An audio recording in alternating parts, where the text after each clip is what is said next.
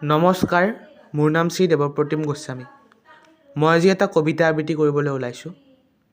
কবিতাৰ শিৰোনাম পোহৰতকৈ এন্ধাৰ ভাল। কবি হেম বৰুৱা।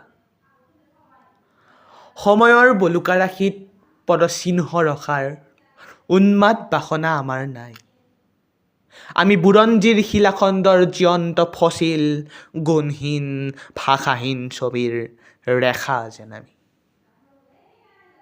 হেৰা শকুন্তলা, তোমাৰ চকুৰ শেৱালি পাখিত দুষ্মন্তৰ চুমাৰ চেকা এতিয়াও ৰং হৈ আছে।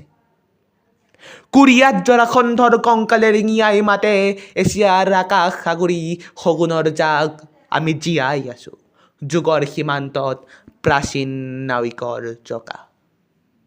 কালিদাস, তুমি কোন অলকাৰ পলাতক কবি, ডাৱৰ দেখি উন্মাদ তোমাৰ কাব্যবেদীত আমাৰ জীৱনৰ চনা সৰি পৰা মদাৰৰ ফুল।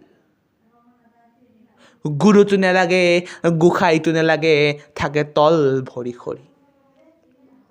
ৰজাই ৰজাই ৰণবিগ্ৰহ, তীখাৰ আস্ফালনে পৃথিৱীত ধূলি আৰু ধোঁৱাৰ সাগৰ ৰচিছে।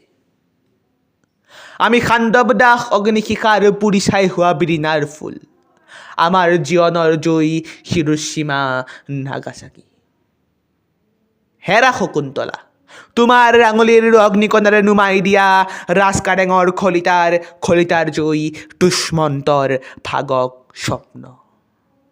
পোহৰতকৈ এন্ধাৰ ভাল। জীৱনৰ অগ্ৰগতিত ৰামেশ্বৰৰ সেতুৰ বান্ধ। শংকা কিহৰ? নতুন পুৱাৰ কেঁচা পোহৰত আশাৰ জুই আমাৰ চকুত তীখাৰ খান।